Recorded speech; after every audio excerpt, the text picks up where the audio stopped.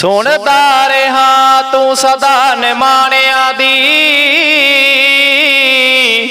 की ना सुनेगा बेपरवाह मेरी। लुट पुट मैनू दुनियादारियां ने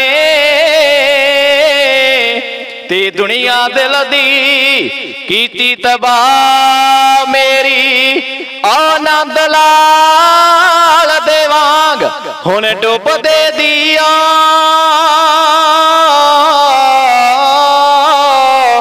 बेड़ी पार ला दे सच्चे मला मेरी।